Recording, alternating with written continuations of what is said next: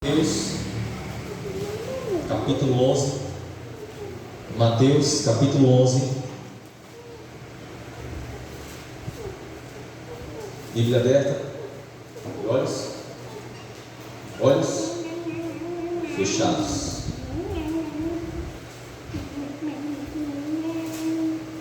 Mateus capítulo 11.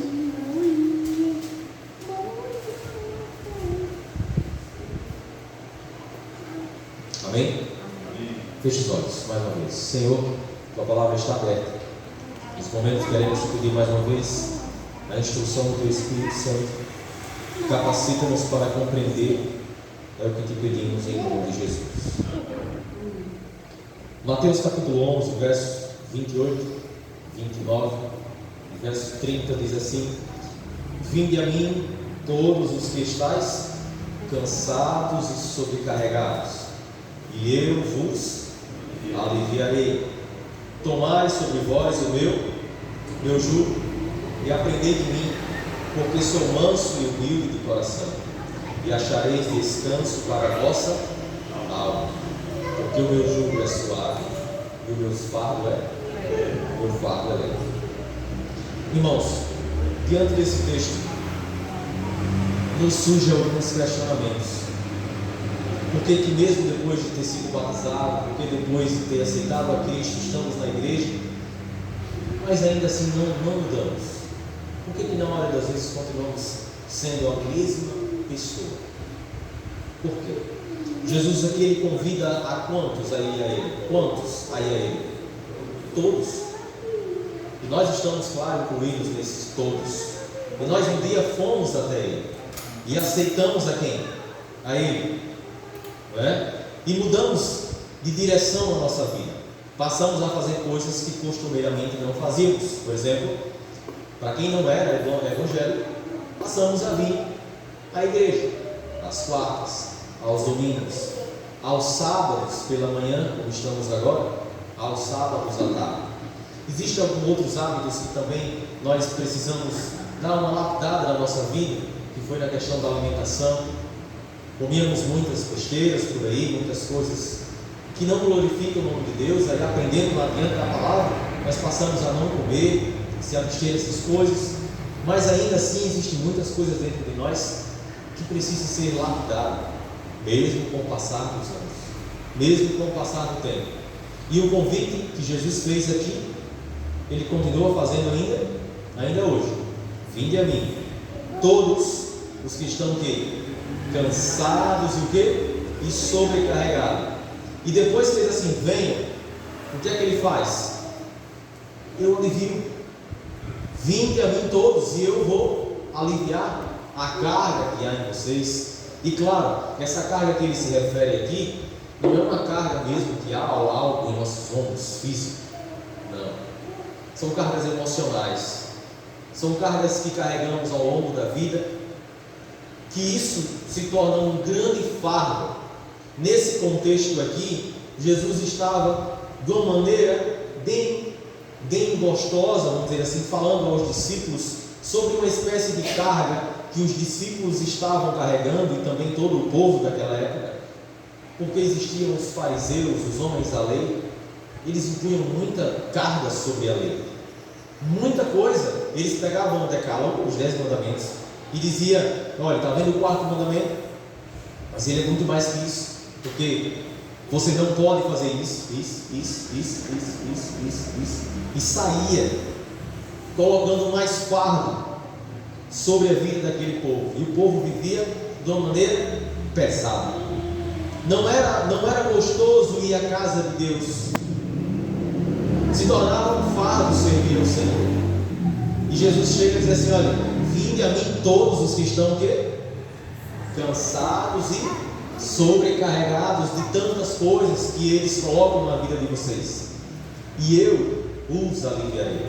Quem promete aliviar não é um ser humano. Quem promete dar o alívio aqui é o próprio Cristo. Quando Ele convida é porque Ele tem uma solução.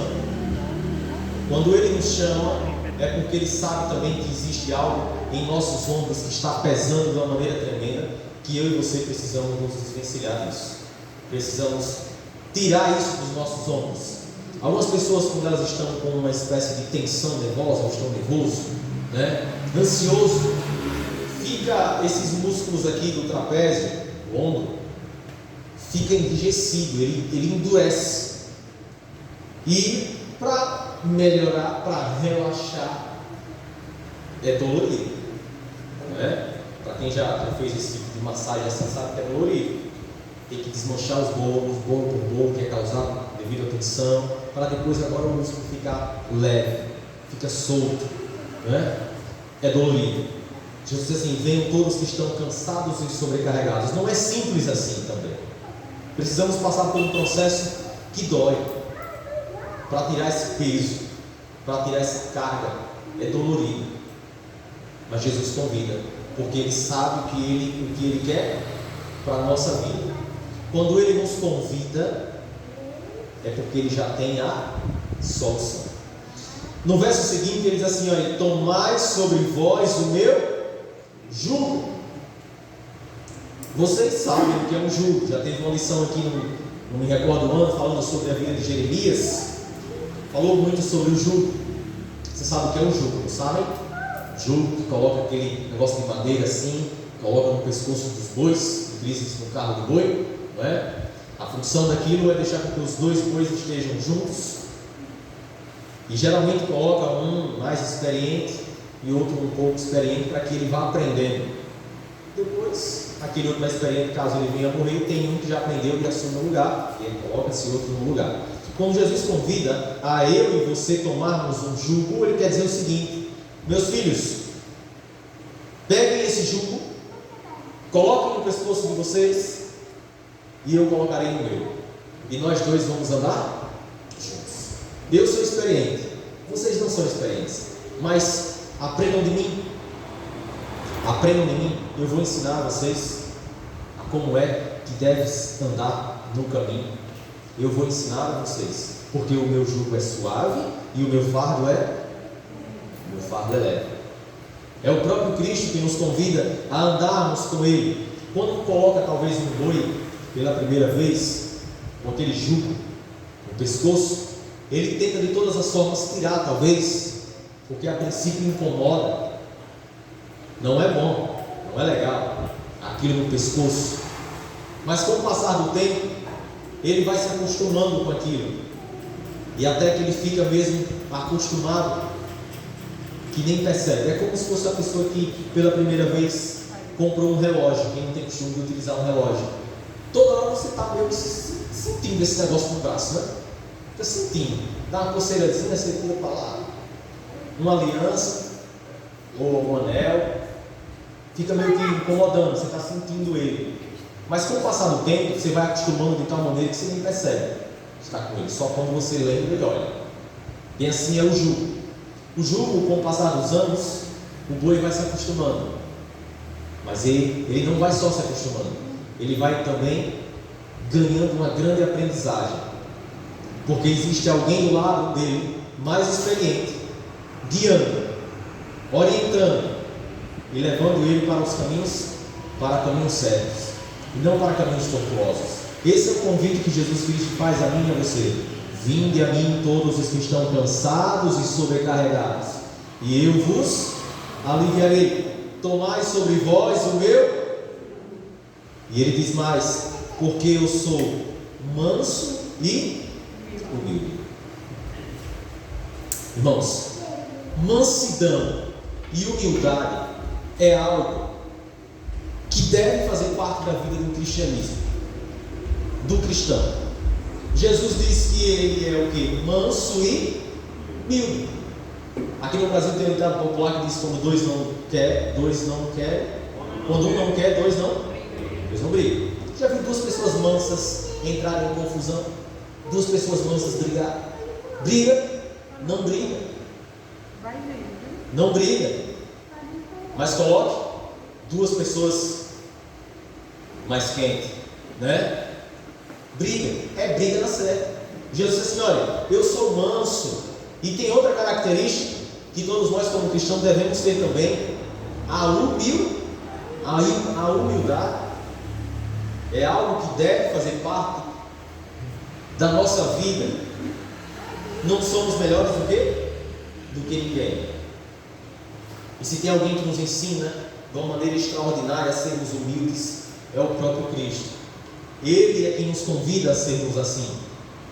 Ei, aprendam de mim, porque eu sou manso e humilde. Aprendam de mim. Grite mais: e achareis descanso para a vossa alma. Quando vocês forem mansos, quando vocês forem humildes, aprendendo de mim, vocês vão achar o verdadeiro descanso para as vossas almas. Essa palavra alma aqui, né, uma tradução da Ferreira, Revista Almeida Atualizada, não é alma penada, não existe isso. Quando se fala de alma, se fala de pessoa, não é? O que é uma alma vivente? É o conjunto do pó da terra, mais fôlego de vida. Voltando lá, na pré-escola, lá na primeira série, lá, quando vocês estudaram a lição, né? Estudo bíblico. Os primeiros estudos bíblicos ensinam sobre isso.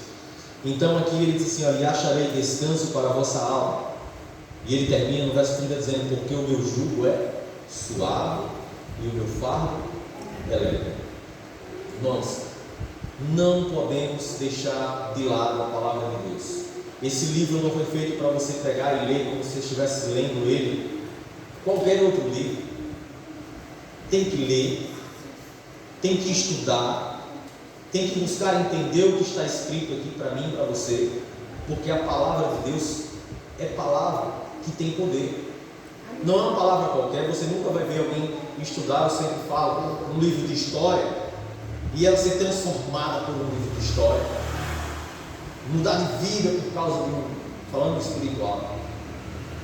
Mas a palavra de Deus, ela transforma vidas. Amém. Transforma vidas. Eu e você somos testemunhas disso ou não? E tem tantas outras pessoas que talvez, se convidássemos, estariam prontas a vir aqui contar testemunho do que Deus fez na vida delas. Através de quê? Da palavra de Deus. Quando Jesus diz assim: olha, aprendam de mim, porque eu sou manso e humilde. É porque ele sabe que dentro de nós existe uma espécie de touro. Vocês já viram um touro com raiva? Um boi com raiva? Já viram? Já viram um boi com raiva? Um boi assim? Não, raiva não é doença não, é que raiva é doença do cachorro. Uma vaca Nelore. É? Um boi, mesmo querendo pegar, baixa a cabeça, começa a raspar a pata dele no chão,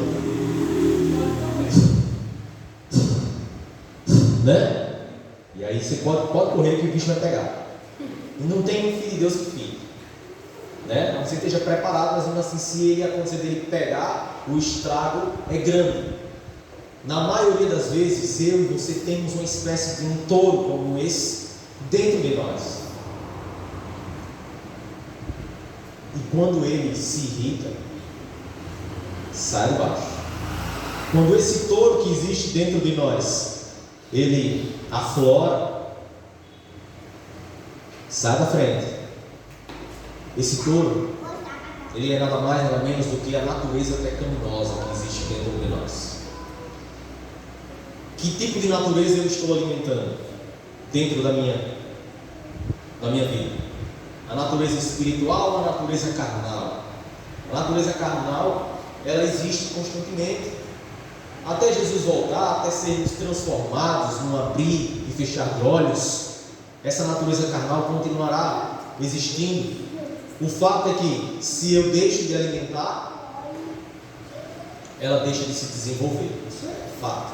Deixe de comer, você fica fraco. Deixe de beber água, você logo vai morrer. Bem assim acontece com a natureza pecaminosa que existe dentro de nós. Se eu dou ênfase a ela, se eu alimento ela, ela estará forte. E em um dado momento, esse touro, ele se erguerá dentro de nós, e aí, sai de baixo, porque o bicho vai pegar.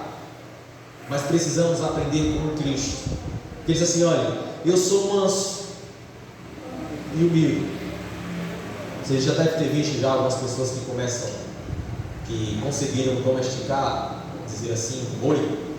E ele fica tão manso que qualquer criança pode entrar no baixo e alisar, e o dono dá alguns comandos e ele se deita, não é? Fica deitado lá como se estivesse morto lá, e a pessoa senta nele, passa a mão por baixo da barriga dele, faz o que quer, que é manso, não tem perigo, não corre perigo nenhum dele machucar. Mas como um boi valente, ninguém faz isso. A mesma coisa ocorre conosco. Se eu e você não alimentarmos o nosso lado espiritual, esse touro que existe dentro de nós, ele sempre vai estar vivo, forte, louco para derrubar o primeiro que aparecer na sua frente. Quando você perceber que algo não está do seu jeito, aí esse touro sobe, aí você fica louco para querer avançar forte, não é? Qual é o segredo? O que é que eu preciso fazer? Deixar de alimentar, seguir os conselhos de Cristo. Vinde a mim todos os que estão sobrecarregados, e eu vos aliviarei. E aprendam de mim, porque eu sou manso e humilde. Irmãos, o tempo inteiro Satanás está ao nosso redor tentando destruir uma única coisa que os filhos de Deus precisam manter puro para que alcance a vida eterna, que é o caráter. Damos uma pinceladazinha na escola sabatina. O caráter é algo intransferível, e Satanás, sabendo disso, se ele mexe no seu caráter, ele conseguiu bagunçar com a sua vida inteira. Isso inclui reputação, testemunho, é tudo isso. Que tipo de caráter que você construiu? Que tipo de caráter que você tem? Uma pessoa sem caráter é terrível, não é? Não tem algumas pessoas que você vai até você comentando, ou você mesmo ou alguma pessoa diz assim: rapaz, fulano não tem caráter. Isso é terrível. E se tem algo que eu e você vamos levar para os céus, é o nosso caráter. É ele que vamos levar para os céus. E eu preciso estar aprendendo de Cristo o tempo inteiro. A mansidão faz parte de um bom caráter, e a humildade. Preciso aprender com Cristo essas dicas para manter o foco nele, e aí sim eu estarei apto a ir para os céus com um caráter formado, com um caráter irrepreensível, como Paulo fala. Irmãos, se apresentem como um obreiro que manejam bem a palavra de Deus, sem ter do que nada se envergonhar. E quando eu aprender isso, aí eu estarei com um caráter semelhante ao caráter de Cristo. Satanás tem tentado destruir a nossa vida, o nosso caráter. Aí eu me lembro da vida de João. Algumas pessoas podem até olhar e dizer assim: olha, fulano não tem jeito. Vocês lembram de João, o discípulo? Ele tinha um apelido de João, filho do trovão. Logo após, depois de uma jornada com Cristo, ele aprende muito de Cristo, vê os milagres que Jesus realiza, e depois ele é chamado como discípulo do amor. Olha o contraste. Esse filho do trovão significa que ele tinha um touro dentro de si, sim ou não? E grande. Era aquelas pessoas que têm um pavio curto ou que nem tem pavio. Você vacilou, ela explode. Tem pessoas assim. João era desse tipo. Não levava desaforo para casa. Não aguentava ouvir certo tipo de coisa que ele abria a boca e falava mesmo. E não só falava, mas se você vacilasse, ele partia para cima. E não só partia para cima, mas ele ia muito mais além que isso. O desejo era acabar com a pessoa. Esse é o touro que existe dentro de nós, não é? O carnal, ele fala dessa maneira, ele grita dessa maneira, mas quando ele deixa ser moldado pelo caráter de Cristo, observando quem? Jesus. Aí agora, esse touro que existe dentro dele, ele deixa morrer, e surge dentro dele uma espiritualidade tremenda, que aí agora ele deixa de ser o filho do trovão e é chamado de discípulo do amor. Um irmão, conversando com o pastor, ele disse: pastor, estou ouvindo você falar sobre caráter, sobre personalidade, mas o meu problema não é caráter não, o meu problema é dinheiro. Eu disse: eu estou devendo 3 cartões, e pedi dinheiro emprestado já ao irmão para pagar os cartões e agora estou devendo a irmã e os 6 cartões ainda. Mas o meu problema, pastor, não é caráter, é dinheiro. Eu tenho caráter. Se eu fosse uma pessoa sem caráter, a irmã não tinha emprestado dinheiro. Eu sou bonzinho. Eu tenho um bom caráter, como eu disse, e filho. Depois ele começou com o pastor de novo e disse: pastor, o meu problema, eu tenho certeza, não é falta de caráter, é dinheiro mesmo. Lembra da irmã que eu pedi dinheiro emprestado? Eu já pedi a outra irmã e a outra irmã me emprestou também. Se eu não tivesse um bom caráter, ela não tinha me emprestado. Mas eu estou devendo aos 3 cartões e a 2 irmãs agora. Sabe o que acontece na nossa vida? A falta de um bom caráter nos leva a esses tipos de problema na nossa vida. Algumas vezes você chega na sua casa antes de vir à igreja, hoje, você talvez abriu o guarda-roupa e deu uma olhadinha lá. Eu vou botar por baixo, os homens, no mínimo que tiver 10 camisas, entre social e polo. Um exemplo, certeza vocês têm, no mínimo 10. Mulheres, vestidos, aí ela olha assim, abre o guarda-roupa e dá uma passadinha em um, esse não. Aí ainda olha assim e diz: Ih, eu estou sem roupa. Está sem roupa? Por que você está sem roupa, Tainara? Natan, é porque o pessoal já me viu com esse vestido. O pessoal já me viu com esse vestido. E qual o problema disso? Qual é o problema disso? Me responda. Porque alguém já lhe viu com essa roupa? E aí é onde entra um problema. Baseado nessa visão, muitas pessoas têm pensado desse jeito e correm para as lojas para se endividar e comprar roupas novas e entopem os cartões e gasta aquilo que não tem. Essa lição desse trimestre já mostrou um pouco sobre isso. E aí agora gera uma bola de neve. Deve a um cartão, 2 cartões, a 3 cartões e a 2 irmãs dentro da igreja. Foi o caso desse rapaz. E para se desvencilhar disso não é fácil. Aí eu pergunto a vocês: isso é problema realmente de dinheiro ou de caráter? O caráter ajuda a pessoa a não tomar esse tipo de decisão, sim ou não? Ajuda. E como ajuda? Na verdade, uma pessoa que tem um bom caráter formado, ela não toma esse tipo de decisão. Ela para pensar um pouco, ela para calcular se vai dar certo ou não.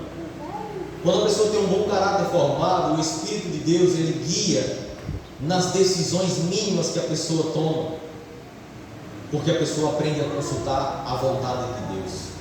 E quando a pessoa não está com um bom caráter formado, quando ela acha que sabe de tudo e não consulta Deus, ela pode até dizer a você: olha, foi o Senhor quem quis, mas não foi. Não foi. Você foi pela emoção. Você agiu pela emoção. É diferente. E não pela razão. São coisas diferentes. Temos que tomar cuidado. Vamos para Apocalipse capítulo 14, irmãos. Apocalipse capítulo 14.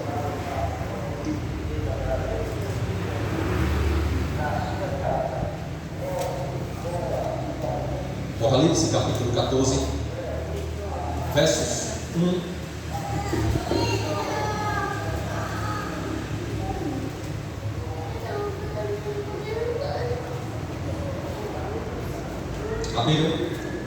Apocalipse capítulo 14, verso 1 diz assim: olhei, e eis o Cordeiro em pé sobre o monte Sião, e com ele 144.000, tendo na fronte escrito o seu nome e o nome de quem? Do seu pai. Agora olhe para cá. Nome na Bíblia significava o quê? Um nome. Quando era colocado um nome em alguém, significava o quê? Caráter. Quando a pessoa nascia, que eles colocavam um nome naquela criança, é porque eles queriam imprimir naquela criança já aquele caráter dela. O nome é algo muito importante. Zele pelo seu nome. Preze pelo seu nome. Mas tem capacidade de assim, nós somos chamados pelo nosso nome, mas devemos ser chamados pelo nome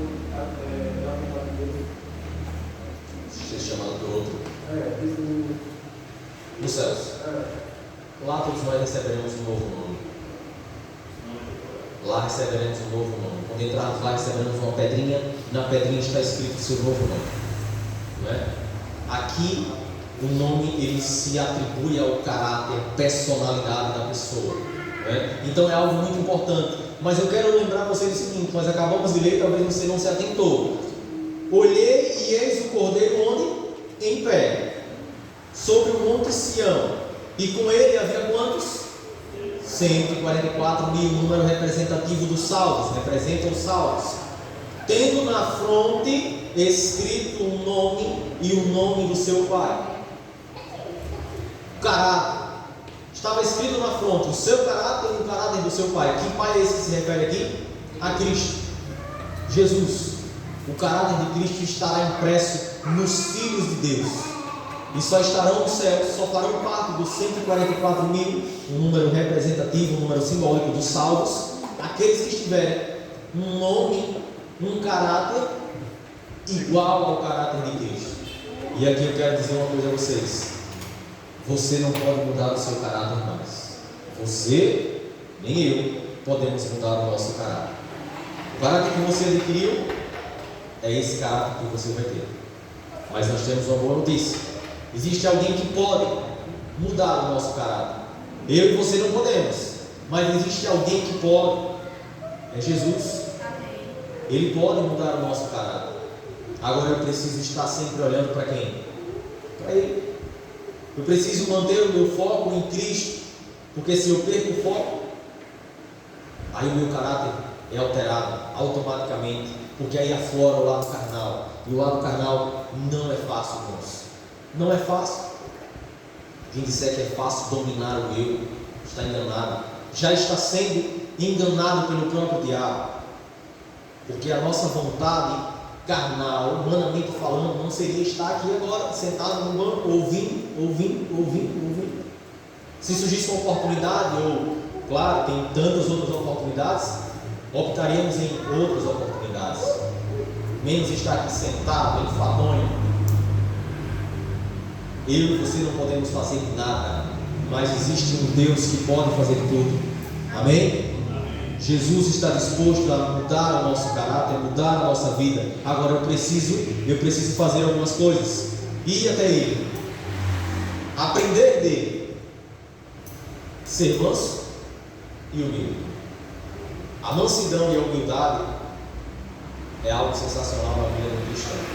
Preciso aprender a ter isso, a olhar mais para os meus irmãos, a compreender, a ouvir, a chorar com os que choram, a se alegrar com os que se alegram. Eu preciso sentir isso dentro do meu coração. E outra coisa, Jesus conhece os nossos corações. Ele conhece o que você está pensando agora. Ele conhece. Não adianta você enganar Ele. Você pode enganar a mim, eu posso enganar vocês, mas eu não consigo enganar a Cristo. Teve um homem muito bem sucedido, história real. Um homem muito bem sucedido, dono de várias empresas. A menor empresa dele, aqui no Brasil, ele tinha cerca de 120 funcionários. Um homem de dinheiro. Estamos falando de um homem que tem muitas posses. Ele conhece uma menina, uma jovem, nascida no seio adventista. Uma menina que cresceu com os pais educando nos caminhos de quem? Do Senhor. Mas um dia ela conhece ele se conhece, e ela se apaixona por ele. Detalhe, ele se declarava ateu. Não acredito nesse negócio de Deus, de religião, de igreja. Vocês só querem o meu dinheiro. Esse povo de igreja só quer o meu dinheiro. Não acredito em Deus. Mas a menina que nasceu no seio adventista, ela decide se juntar a esse rapaz, a esse homem, a esse empresário. E aí surge um questionamento, né? O que faz uma pessoa que acredita em Deus se juntar com uma pessoa que se declara que não acredita em Deus? E aqui já dá um conselho para vocês que estão ouvindo, jovens. Cuidado ao escolher alguém para passar a vida inteira com vocês. Cuidado para passar ao escolher alguém que vai passar muito tempo ao seu lado. Isso influencia muito na sua vida. E essa jovem toma essa decisão, os pais aconselham, mas ela diz: eu estou apaixonada por ele. E ela se une. E durante o namoro ele disse a ela, disse: não se preocupe, eu não acredito em Deus, você tem o seu negócio de igreja, você pode ir para a sua igreja. Não se preocupe, você está livre para ir para a sua igreja.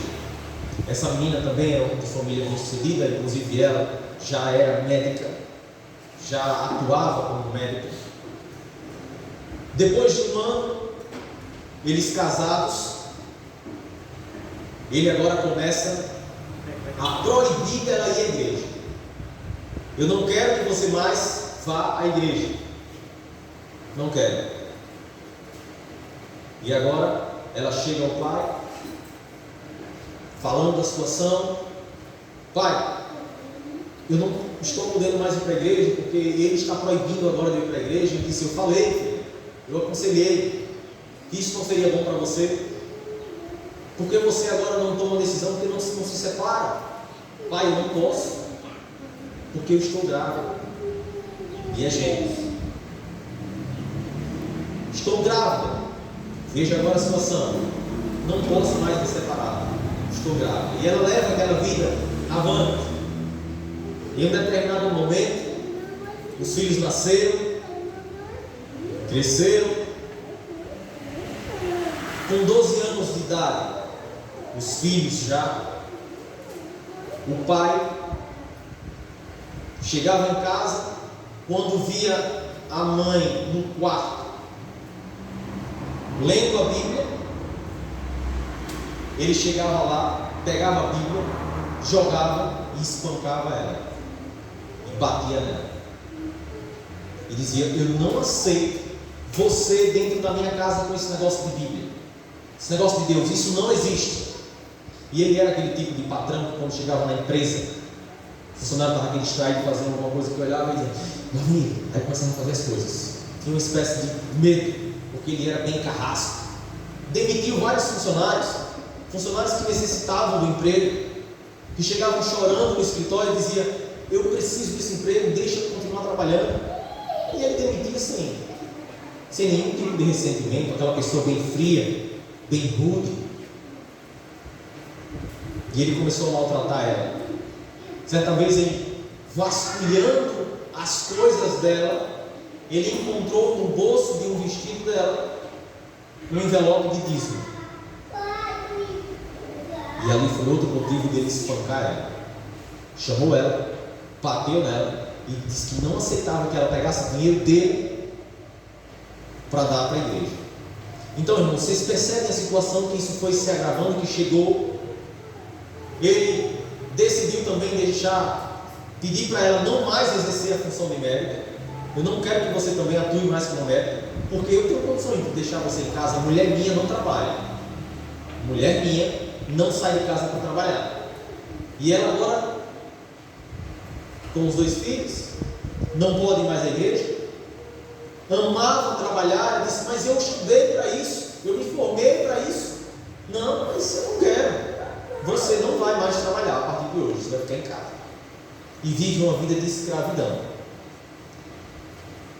Em um certo dia ela conseguiu passar um dia gostoso com ele, fazendo tudo o que ele queria. E quando foi no dia seguinte, ela falou para ele que haveria uma programação na igreja, programação dos jovens, em um sábado à tarde, e que ela queria ir com os filhos, que na verdade seria o batismo dos filhos. E os dois, com 12 anos, chegam para o pai, porque ela pediu: filho, vão lá dizer ao seu pai, para ver o que ele acha. Ela tinha medo dele.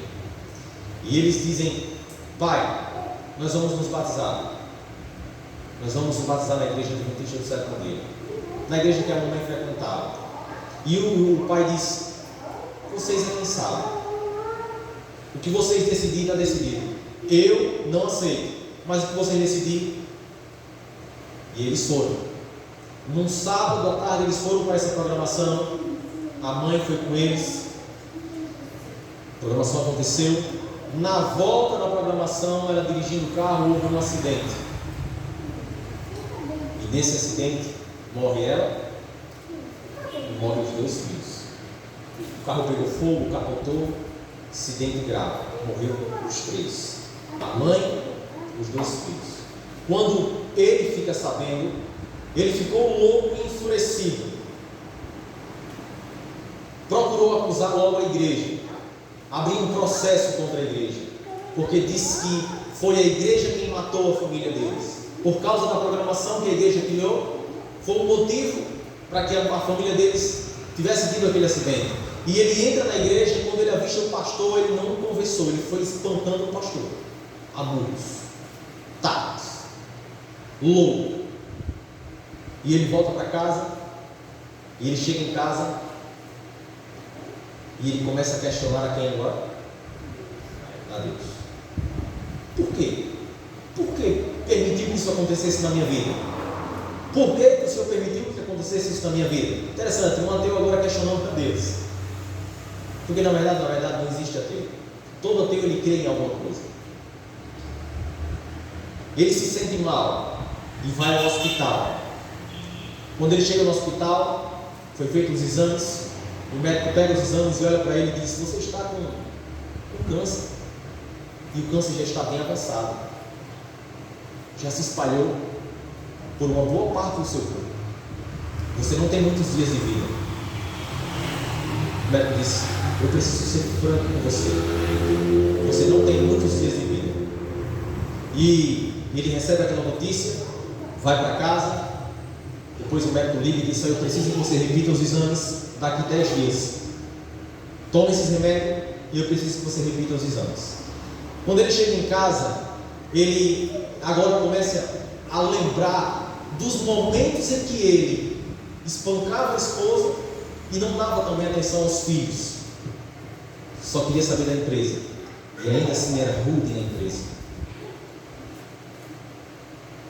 E ele lembrando daqueles momentos em que ele espancava a esposa, não dava atenção aos filhos, ele começa a chorar. E ele começa a lembrar de um dia em que ele estava chegando em casa e percebeu tudo silêncio, e ele ouve um barulho, como se fosse alguma pregação, e ele vai até o quarto, e quando ele chega, ele percebeu ela assistindo a pregação de um pastor adventista. Naquele dia ele não conversou, ele pegou o notebook e papocou no chão e espancou ela. E ele lembrou desse momento. E ele lembrou também daquele pastor. E ele pega o notebook dele, ele vai pesquisar quem era aquele pastor que ela estava assistindo. E ele começa a pesquisar e encontra o pastor Bulhão. E ele assiste uma pregação do pastor Bulhão, nunca tinha parado para ouvir a palavra de Deus, e de repente ele sente a necessidade de ouvir aquilo. 1 hora de pregação. E ele ouviu 1 hora de pregação. O pastor pelo vídeo fez o apelo. E ele chorando, derramando lágrimas, ele aceita o Senhor naquele vídeo, irmãos. Amém? O Senhor transforma vidas. E ele pesquisa mais a respeito desse pastor, quem é esse pastor, e ele manda um e-mail para o pastor, falando da história da vida dele. Depois de um tempo, ele consegue contato, ele procura uma igreja adventista, inclusive ele foi na igreja do pastor que a esposa frequentava e ele tinha espancado. E quando ele chega lá, o pastor viu, já ficou, ele disse: calma, pastor, pode ficar tranquilo, eu só quero uma coisa, eu quero que o Senhor me batize. Amém? Eu quero que o Senhor me batize. Eu vim aqui porque eu quero ser batizado. E ainda assim ele continua os questionamentos: mas Senhor, por que o Senhor não me mostrou essa pregação antes? Por que o Senhor não me mostrou essa palavra antes de acontecer isso com a minha família? E eu pergunto a vocês: o Senhor não deu oportunidade a ele? E a esposa, 12 anos falando? E os filhos? Ele foi quem bloqueou, deixou com que o coração dele duro e a mente deturpada pelo poder não pudesse enxergar a bondade e a beleza que há na palavra de Deus. E ele aceita ser batizado. a vida dele começa a mudar. Chega o dia dele retornar a fazer outros exames. Ele fez outros exames. Depois de 10 dias ele retornou para o médico dar o diagnóstico. O médico olha para o exame, olha para ele e diz: o que é que você fez? O que é que você fez? Você tomou os remédios que eu mandei? Tem coisa errada aqui. Ele disse: por quê, pastor? Por quê, doutor? Piorei. Eu piorei. Ele disse: eu não vou dizer. Eu vou passar outros exames. Isso aqui está errado. E passa outros exames. Depois de 10 dias ele volta de novo. O médico olha e diz: não é possível. Isso aqui está errado. Eu vou encaminhar você para um outro médico. E esse outro médico vai analisar você. E vai ser feito outros exames. O médico encaminha para outro, ele vai para outro, faz novos exames, chega o dia, apresenta os exames, o outro médico olha para ele e diz: você não tem nada, você nunca teve câncer. E ele olha para o médico e diz assim: doutor, foi diagnosticado, os exames mostraram, eu estava com câncer, estava se espalhando, o senhor está brincando comigo? Na verdade eu estou morrendo, pode me falar, eu quero é morrer mesmo. Eu sei que eu não tenho muito tempo de vida, eu quero morrer. O médico disse: não, você não tem nada no seu corpo, você foi curado. Amém? O Deus que ele não acreditava transformou a vida daquele homem. E, irmãos, algumas vezes Deus permite que algumas coisas sim aconteçam, de uma maneira como essa, bem trágica, para que vidas sejam transformadas. Aquele homem, daquele dia em diante, ele entrava na sua empresa e ele não mais era daquele jeito com os funcionários. Ele saía cumprimentando um por um, pegando na mão: bom dia, boa tarde, como você está? O pessoal ficava assustado. Alguns até chegaram a comentar dizendo: não, é porque ele está com poucos dias de vida, acho que ele está se despedindo. Geralmente quem está morrendo vai se despedindo assim mesmo. Mas não era, é que ele mudou de vida. Ele conversa com o pastor e diz: pastor, a partir de hoje eu quero ser dizimista. 10% de toda a minha renda eu vou estar devolvendo para a igreja. Depois de um ano, ele senta com um pastor e diz: pastor, que coisa maravilhosa, eu passei um ano sendo dizimista e a minha empresa cresceu 3 vezes mais.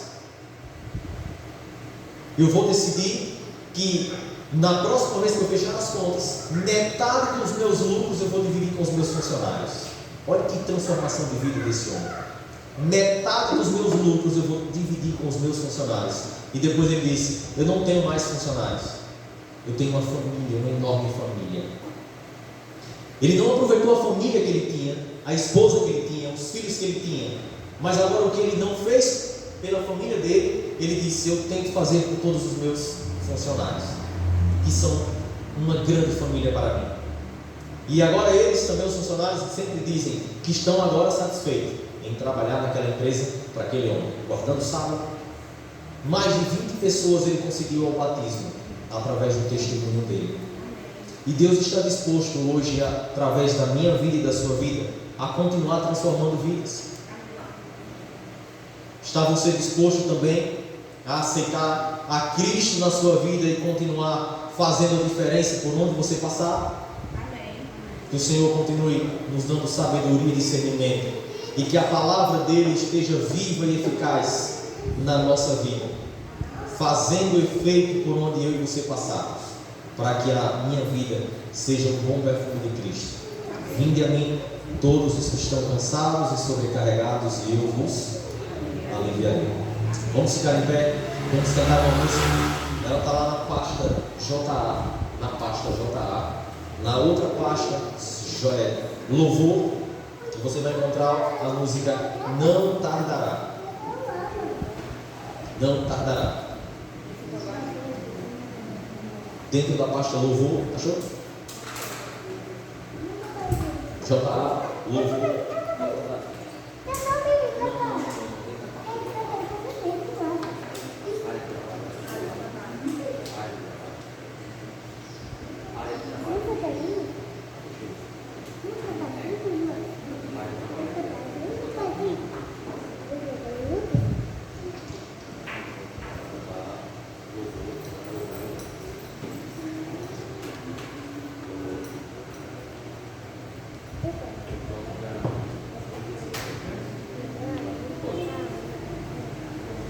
Irmão, vamos cantar essa canção, fazendo dela já uma espécie de oração final do culto e entregando nossas vidas por completo nas mãos de Deus.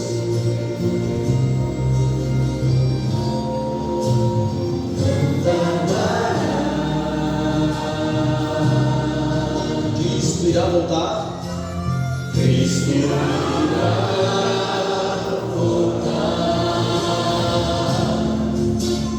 Não tardará.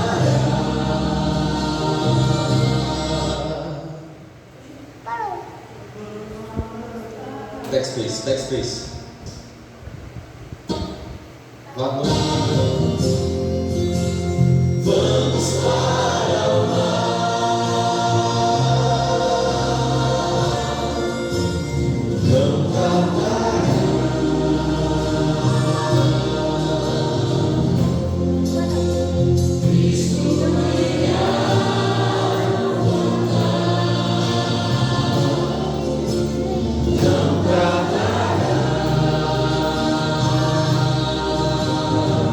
Vamos para o lá.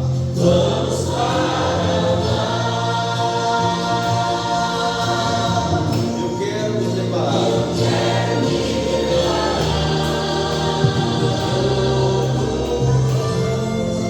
Pois vamos nós subir.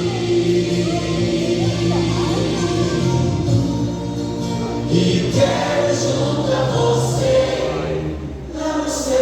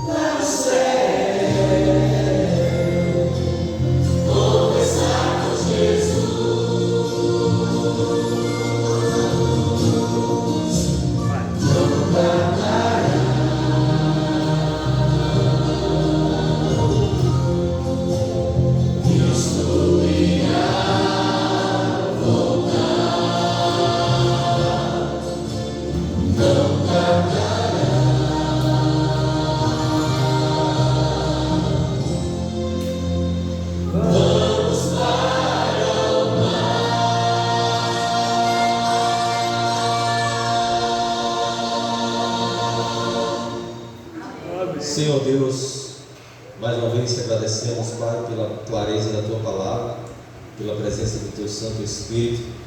Queremos te pedir que continue nos conduzindo nos Teus caminhos, porque necessitamos da Tua presença constante em nossas vidas, Pai. Continua ao nosso lado, fortalece-nos, nos anima, pois o Senhor está voltando, em nome de Jesus. Amém.